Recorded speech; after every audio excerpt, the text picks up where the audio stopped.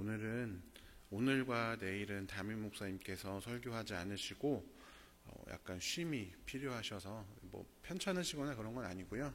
조금 휴식이 필요하셔서 오늘과 내일은 담임 목사님께서 쉬시고 부교역자들이 새벽 설교를 하겠습니다.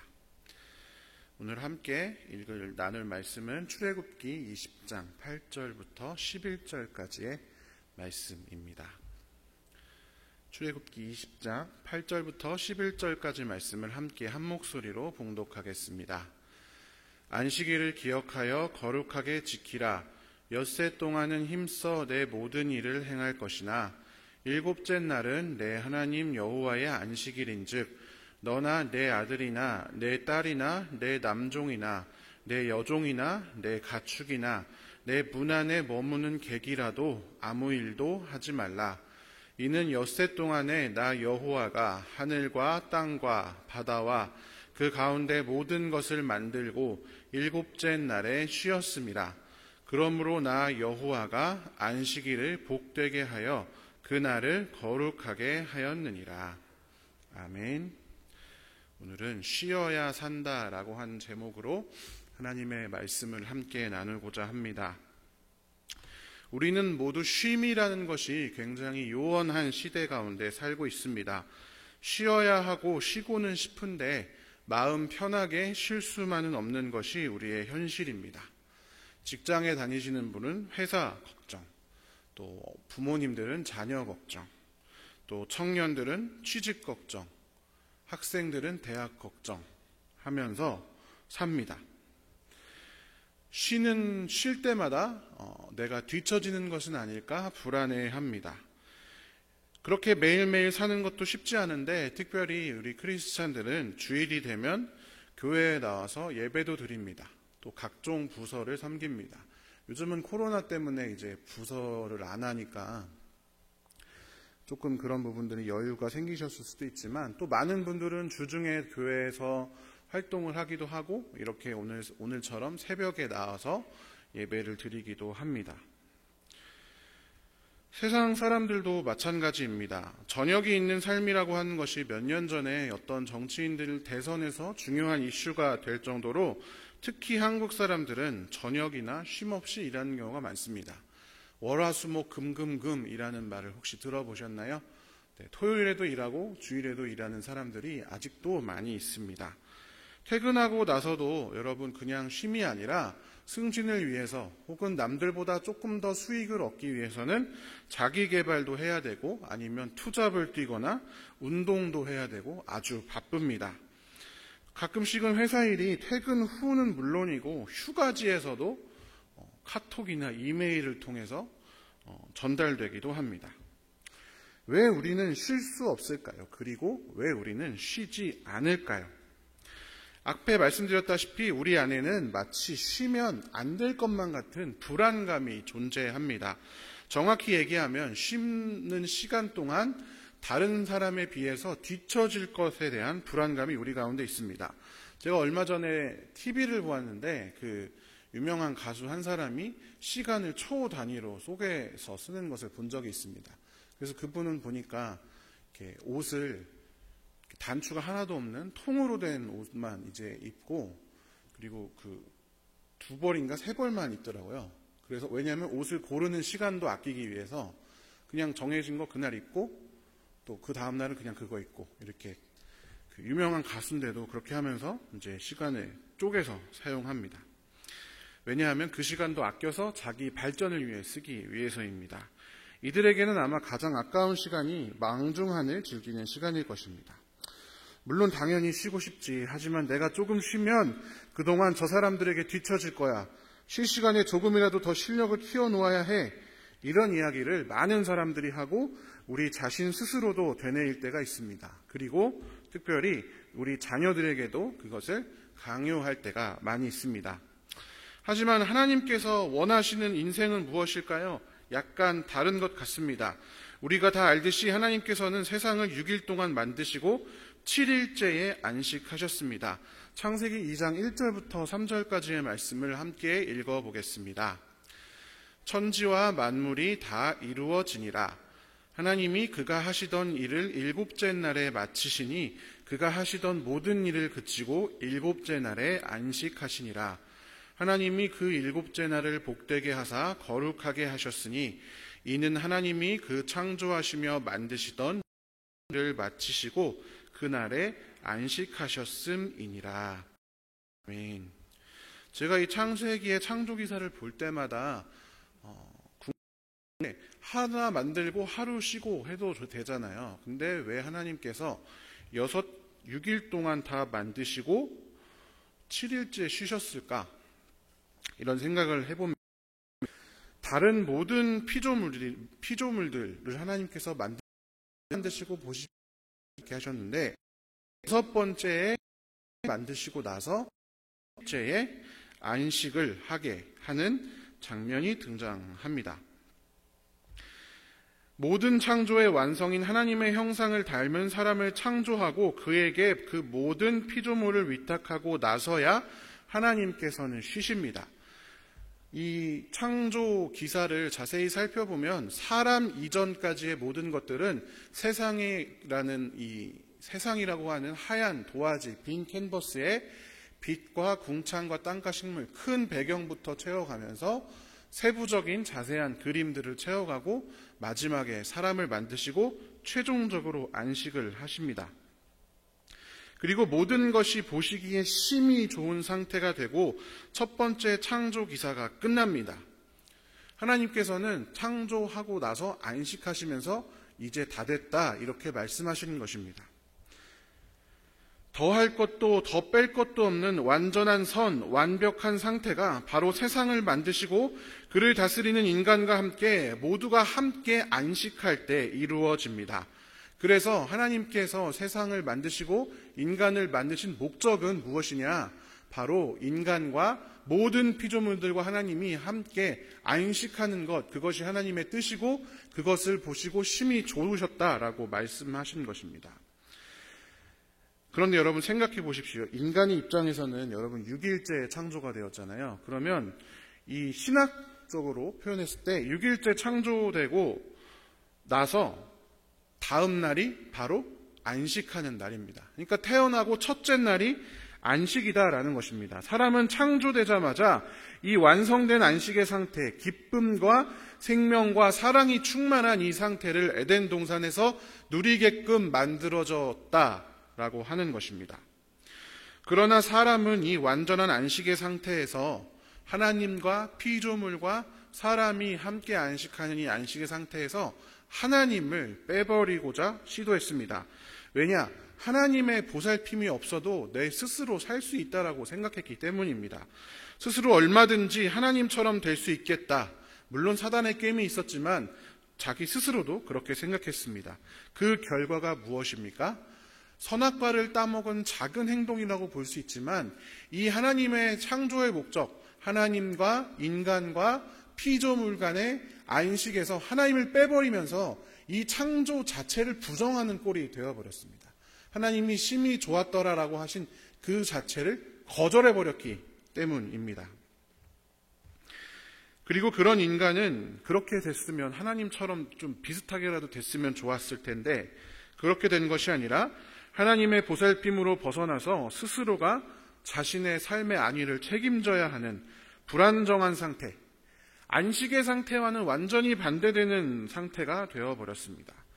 그리고 이런 불안정한 상태의 인간은 이 에덴 동산에서 모든 피조물과 화합하며 그들에게 이름을 지어주고 그들을 다스렸던 그런 상황에서 벗어나서 갈등 관계가 생겨나게 되었습니다. 인간과 피조물 간의 갈등입니다. 그것을 창세기에서는 땅이 엉겅퀴와 가시덤불을 내어서 인간을 괴롭히는 형태로 표현하고 있지만 실제로는 인간이 자연을 파괴한다든지 자연이 인간을 이렇게 공격한다든지 이런 인간과 자연 간의 갈등 관계에 놓여지게 되었다라는 것입니다. 그리고 가장 큰 것, 하나님께서는 인간이 흙으로 돌아갈 때까지 땀을 흘려야 먹고 살 수 있는 노동의 저주가 인간에게 임했음을 창세기에서 선포하고 계십니다. 그래서 세상은 일해야 한다라고 우리에게 주장하고 있는 것입니다. 그것이 우리의 운명이 되어버렸습니다. 그런데 이러한 인간들에게 하나님께서는 이스라엘 백성들을 불러서 선택하시고 오늘 본문처럼 그들에게 안식일을 기억하여 거룩히 지키라 라고 하는 말씀을 주셨습니다. 이것은 그냥 단순히 어떤 안식일을 지켜라, 쉬어라, 쉬자라고 하는 권면이 아니라 쉬라라고 하는 명령입니다. 10계명의 네 번째 계명이 바로 안식일을 기억하여 거룩히 지키라라는 것입니다. 이것은 일을 못하도록 올가매는 율법적 장치도 아니고 괜히 하나님을 기억하게 하는 어떤 그런 수단이 아니라 안식으로부터 배제되어 버린, 죄를 짓고 하나님과의 안식에서부터 쫓겨나 버린 인간에게 안식의 가능성을 허락하시는 그러한 놀라운 축복이자 선물이었습니다. 그래서 하나님의 백성에게 안식일이라고 하는 것은 하나님과 함께 안식하면서 세상을 조화롭게 다스렸던 창조 당시에 그 상황을 기억하면서 세상의 주관자가 누구인지, 이 땅을 만드신 분이 누구인지를 다시금 기억하게 하는 그러한 날이었습니다. 그러하기에 안식일은 우리가 생각할 때 저는 이제 그랬거든요. 안식일이라고 하면 뭔가 엄숙하고 아무 일도 하면 안 되고 유대의 종교 막 불 다 꺼놓고 불도 켜면 안 된다고 하잖아요. 아무 일도 하면 안 된다고. 그런 날이 아니라 사실은 즐겁고 기쁜 완전한 날이 되는 것입니다. 그냥 안식일을 기억하여 거룩하게 지키라라고 하는 이 명령만 보면 뭔가 명령이네 이렇게 생각하지만 이 안식에 대한 이 모든 상황을 미루어 짐작해 보았을 때에 안식이라는 것이 하나님께서 얼마나 중요하게 여기고 계신가를 우리가 알 수 있습니다. 이것은 단순히 쉬냐 마냐의 문제가 아니라 하나님 그리고 에덴 동산 그리고 창조 당시의 인간, 이것을 우리의 주관자, 우리의 본향, 우리의 원래 정체성으로 삼을 것이냐, 아니면 뱀, 그리고 쫓겨난 곳, 가죽옷과 나뭇잎으로 몸을 가리고 평생 노동하고 형리 아우를 죽이는 그러한 인생을 우리의 주관자, 우리의 본향, 우리의 정체성으로 삼을 것이냐라고 하는 이 싸움이 되는 것입니다. 그래서 성경에서 하나님께서는 이 안식일을 제정하셨고 뿐만 아니라 수차례에 거쳐서 이스라엘 백성들에게 쉼의 중요성에 대해서 말씀을 하십니다. 만나와 메추라기 사건 때 모세가 이스라엘 백성들을 이끌고 이집트를 탈출해서 광야를 걷던 중에 이스라엘 백성들이 먹을 것이 없어서 불평하니까 하나님께서 하늘에서 달콤한 과자 같은 만나를 주시고 고기가 없어서 불평하니까 메추라기를 매일같이 보내주셨습니다. 이때 하나님께서는 사람들에게 당일 먹을 만큼만 만나와 메추라기를 걷도록 하셨습니다. 근데 중요한 한 가지 이슈가 있습니다. 그것은 무엇이냐면 안식일을 앞두고는 안식일을 포함하여 이틀치 먹을 만큼 허락하셨고 안식일에는 거두지 말 것을 요구하셨습니다. 이것을 지키지 않으면 큰 벌을 내리신다 이렇게 하셨습니다. 왜냐? 그만큼 안식이라는 것, 이 만나와 메추라기, 하나님이 주는 이 만나와 메추라기 마저도 내가 오늘 그 안식일에 일을 해야지 먹을 수 있다라고 하는 그 사람들의 생각, 잘못된 그 죄의 속성, 내 인생은 내가 책임진다라고 하는 그것이 바로 성경에서 말하는 죄거든요. 이 죄의 속성을 버리게끔 교육하시기 위해서 계속 그것을 강조하셨습니다. 하지만 많은 이스라엘 사람들은 광야에 풍성하게 매일 내려주시는 만나와 메추라기를 보고서도 혹시나 하는 마음에 또는 욕심에 조금씩 더 챙겼습니다. 그때 만나는 다 썩어버리고 메추라기는 제가 예전에 탐욕의 무덤이라는 설교를 한 적이 있는데 말도 안 되게 많이 쌓아놨다가 하나님으로부터 큰 징벌을 받게 되었죠. 그리고 하나님께서는 희년과 안식년이라고 하는 제도도 이스라엘 백성들에게 주셨습니다. 레위기 25장에 보면 안식년에 대한 규례가 나옵니다.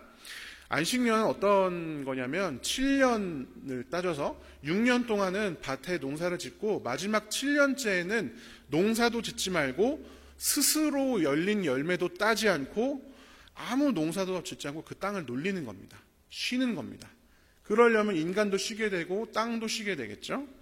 그것을 하나님께서 안식년으로 규례를 주셨습니다. 그리고 이 바로 뒤에 이어서 희년의 규례를 주셨는데, 희년은 무엇이냐면 안식년을 7바퀴 돌리면 49년이 되잖아요. 7년에 한 번 안식년이니까. 그러면 7번째 안식년이 끝나고 바로 그 다음 해를 희년으로 삼아서, 그 희년에는 이 안식년이 7번이나 반복됐으니까 그 49년 동안 있었던 모든 어떤 종살이, 모든 재산의 거래, 이런 것들을 다 원상태로 돌리는 그런 명령을 주셨습니다. 그런데 이 안식년과 희년에도 마찬가지의 규례가 있었습니다. 생각해 보십시오. 안식년에 아까 봤지만 안식년에는 파종도 하면 안 되고 스스로 열린 것도 따면 안 됩니다. 그러면 근데 1년 동안 먹고는 살아야 되잖아요. 그러면 어떻게 해야 되는 거예요? 그 전해에 이제 다 따는 걸로 2년 동안 먹고 사는 거죠. 근데 희년에는 생각해 보십시오. 7년에 한 번 안식일이 오는데 49년째가 안식년이잖아요. 그럼 그 다음 해가 희년이니까 그 다음엔 또 희년이에요. 그러면 48년째 수학을 하고 49년째는 안식년이고 50년째는 희년입니다. 2년이나 이제 쉬어야 되는 거죠. 어떻게 그게 가능할까? 근데 하나님께서 레위기 25장에서 이렇게 말씀하십니다. 이 부분을 같이 한번 읽어보겠습니다. 만일 너희가 말하기를 우리가 만일 7째 해에 심지도 못하고 소출을 거두지도 못하면 우리가 무엇을 먹으리요 하겠으나 내가 명령하여 6째 해에 내 복을 너희에게 주어 그 소출이 3년 동안 쓰기에 족하게 하리라. 아멘. 6째 해마다 3년치 먹을 거를 주겠다라고 하나님께서 약속을 하셨습니다. 그런데 이 인간의 죄성은 하나님을 신뢰하지 못했습니다. 그래서 인간들이 자신의 욕심이나 믿음 없음 때문에 사실 성경 정확히 이제 안식일을 한 번도 못 지켰다 이런 구절은 안 나오지만 안식년과 희년을 지킨 장면이 전혀 등장을 하질 않습니다. 아마 이 부분을 믿지 못해서 누군가는 파종을 하고 누군가는 또 열매를 따먹고 그런 일들이 일어나 있었겠죠. 아무튼 제가 이 부분을 통해서 여러분께 말씀드리고 싶은 것은 안식이라고 하는 것이 하나님께 있어서 얼마나 중요한지에 대해서 말씀드리고자 하는 것입니다. 이것은 성경의 얘기뿐만이 아닙니다. 여러 연구 결과를 통해서 인간은 적당히 쉬어야 자신의 최선의 것을 발휘한다라는 것이 밝혀지고 있습니다. 특히 하나님의 형상대로, 인간이 하나님의 형상대로 지음받은 여러 증거, 하나님의 각 속성을 인간이 나누어 가진 것들이 여러 가지가 있는데 그 중에 대표적인 것이 바로 인간의 창조성, 창의력입니다. 도구를 만든다는 것에서부터 시작해서 문명을 만들어낸 이 창조성이 하나님의 창조를 닮은 것이다 이렇게들 표현을 하는데요.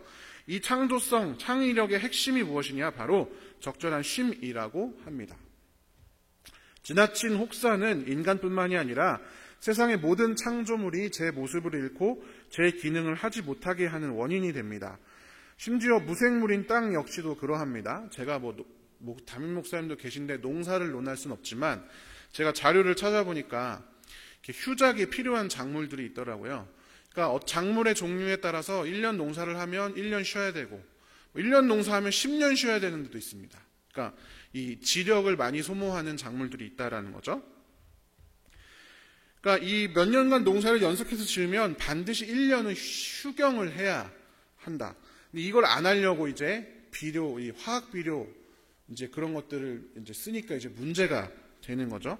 물론 이제 EM을 넣으면 우리 목사님 방식대로 농업을 하면 이런 일이 없지만 아무튼 땅 속의 무기물과 유기물들이 계속해서 그 땅을 계속해서 경작을 하면 그것들이 고갈되어서 땅이 황폐화가 되는 것입니다. 땅콩 같은 거 농사하면 그 땅이 금방 황폐화 된다라고 하잖아요. 그러니까 쉼이라고 하는 것은 단순히 성경 말씀뿐만이 아니라 인간 세계의 원리에 녹아들어 있는 하나님의 뜻이다라는 것입니다. 그런데 여러분, 여전히 초도에 말씀드렸다시피 쉼이라는 것이 우리에게 쉽지 않은 이유는 인간이 타락한 이후에 세상은 그것이 옳다라고 지금도 우리에게 주장하고 있기 때문입니다. 주변의 모든 사람들이 쉬지 말고 조금이라도 더 할 것, 나중에 돈 많이 벌고 성공해서 여유 생기면 그때 충분히 쉴 것을 우리에게 이야기합니다. 이 세상의 가치관은 그렇습니다. 내가 생존하려면, 내가 남들보다 더 많이 벌고 성공해서 더 풍족하게 살려면 내가 쉬어서는 안 된다라고 세상은 말합니다. 그렇지만 우리가 지금까지 살펴본 것처럼 하나님께서는 우리가 행복하려면 쉬어야 한다, 안식해야 한다, 쉬게 해주어야 한다라고 말씀하고 계십니다. 이것을 지키는 것은 마치 흐르는 강물을 거스르는 연어처럼 굳센 믿음과 의지로 세상의 가치관을 거스르는 일입니다. 그래서 월터 브루그만이라고 하는 유명한 신학자가 있는데 안식일은 저항이다라고 하는 책을 썼습니다.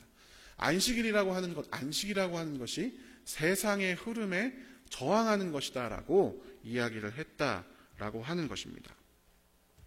이 안식을 통해서 우리는 오늘 본문에 나온 것처럼 세상의 창조주의자 주관자가 내가 아니라, 또는 나에게 어떠한 이득을 가져다주는 다른 존재가 아니라 6일 동안 말씀으로 세상을 만드시고 7일째 쉬셨던 하나님이시다라는 것을 기억하게 되는 것입니다.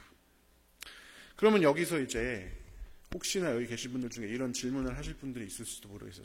갑자기 딱 손을 드시고 쉼이 굉장히 필요하군요. 목사님, 그러면 제가 이번 주일에 예배를 좀 쉬겠습니다. 이렇게 하시면 굉장히 곤란하죠. 네. 쉼이라는 것이 과연 무엇이냐? 안식이 무엇이냐? 그냥 단순히 쉬는 거냐?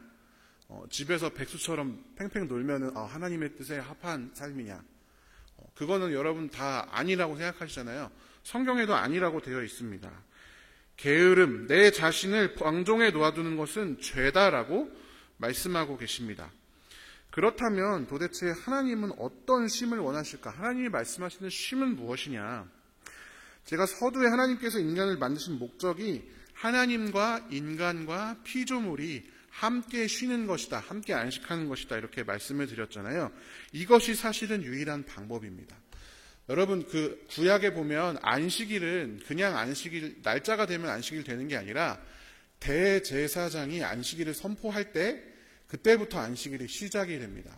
그런데 그건 이제 구약 시대고, 이제 우리는 신약 시대, 신약 이후 시대를 살고 있잖아요. 근데 히브리서 4장에 보면 이런 구절이 있습니다. 같이 한번 읽어보겠습니다. 그러므로 우리에게 큰 대제사장이 계시니 승천하시니 곧 하나님의 아들 예수시라. 우리가 믿는 도리를 굳게 잡을지어다. 아멘. 대제사장이 안식을 선포해야 안식일이 시작이 되는데 예수님이 우리의 큰 대제사장이 되셨다라고 여기서 기록을 하고 있습니다. 이 히브리서 4장에 보면 안식에 대한 내용이 계속 나옵니다. 결론은 무엇이냐? 예수님께서 십자가를 통해서, 십자가의 피 흘림과 구속을 통해서 우리에게 매일의 안식을 허락하여 주셨다라는 것입니다. 십자가의 구속은 단순히 나의 죄가 사해어지는 의미에서 끝나는 것이 아니라, 그것이 물론 중요한 의미이지만 우리의 존재가 창조 당시의 존재처럼 다시 창조되었음을 의미합니다. 그냥 죄가 없어지는 것이 아니라 하나님과의 모든 관계가 회복되고 우리가 하나님과 안식할 수 있는 그러한 존재가 되었다라는 것을 의미한다라고 하는 것입니다. 그렇기 때문에 우리는 하나님과 함께 교제하고 하나님 앞에 우리의 삶의 고민과 고통과 고난들을 내어놓는 매 순간순간마다 하나님의 안식을 경험할 수 있는 것입니다. 그리고 또한 하나님의 형상대로 지음받은 성도들을 통해서 위로받고 쉼을 얻을 수가 있습니다. 그래서 이런 이야기가 조금 이해가 안 되실 수도 있지만 교회에 나와서 예배드리고 찬양하고 기도하고 함께 교제하면서 우리는 쉼을 얻는 것입니다. 이게 왜 제가 이해가 안 될 수도 있냐라고 말씀을 드리냐면, 많은 교회들이 교회 생활을 하면서 사람들이 느끼는 것이 소진, 그다음에 뭔가 고통, 그러니까 기쁨은 없고 노동만 남은 노동의 연장처럼 여기는 경우가 많기 때문입니다. 그것은 우리의 죄악 때문이기도 하고 그 죄악으로 인해서 잘못 구성된 교회 공동체 때문에 일어나는 행동이지, 교회에 나와서 예배드리고 사람을 섬기고 헌신하는 것이 그것이 소진되는 일은 아닙니다. 사실은 우리가 진짜 믿음을 가지고 정말 올바른 마음으로 교회에 나와 예배하고 섬기고 교제하고 있다면 우리 안에 기쁨이 넘칠 수밖에 없다라고 하는 것입니다. 그것이 하나님과 함께 쉬는 원리입니다. 마태복음 11장 28절에 이런 구절이 있습니다. 같이 한번 읽어볼까요? 수고하고 무거운 짐진 자들아 다 내게로 오라. 내가 너희를 쉬게 하리라.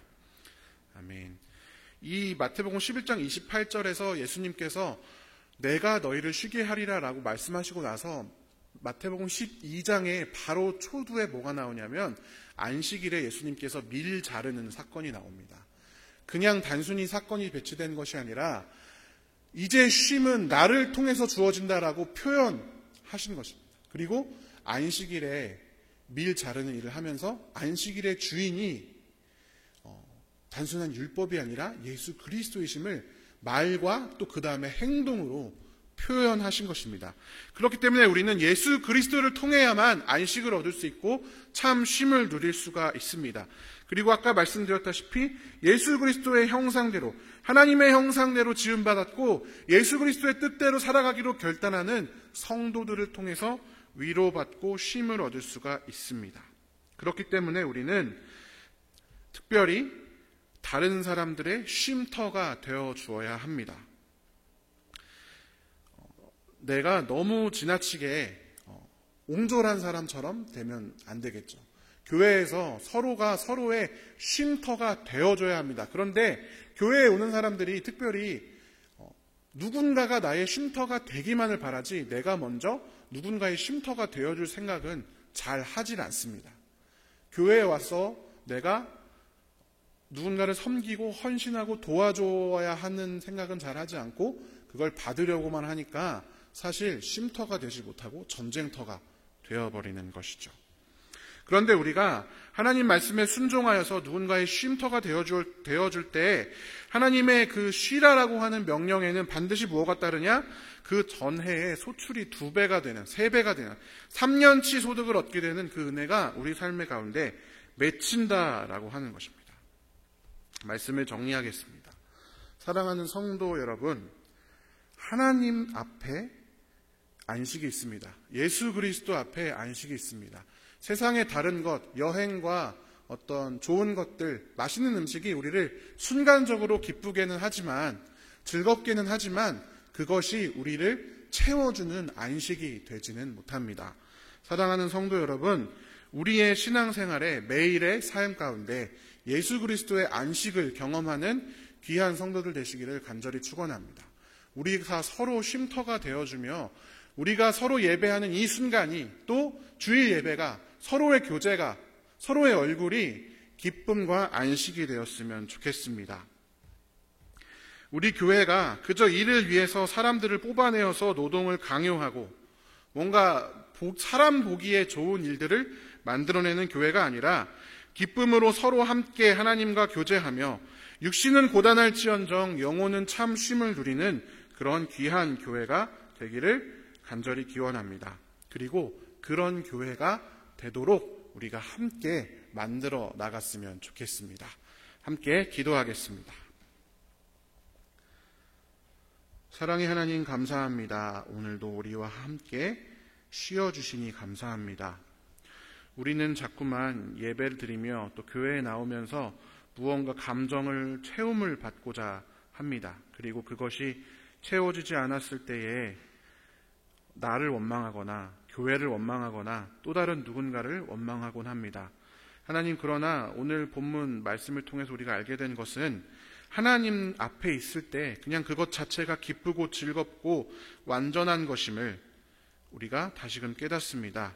하나님, 매일의 삶 가운데 하나님과 동행함으로 우리가 하나님의 귀한 안식을 함께 누릴 수 있도록 인도하여 주시옵소서.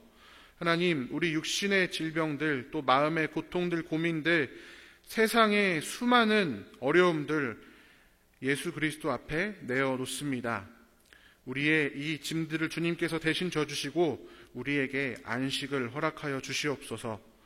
세상의 흐름을 단호히 거부하고 하나님을 우리의 주관자로 고백할 수 있는 믿음의 성도들 될 수 있도록 우리와 함께하여 주시옵소서. 이 시간 특별히 육신의 어려움으로 인해 고통받는 자들을 위하여 기도합니다. 주님께서 치유의 손길로 어루만져 주셔서 하루빨리 회복될 수 있도록 인도하여 주시옵소서. 우리가 기도하는 모든 기도 제목들 주님께서 연락하여 주시고 하나님의 뜻대로 우리 삶 가운데 좋은 것들로 채워 주시옵소서. 감사드리며 예수님의 이름으로 기도합니다. 아멘.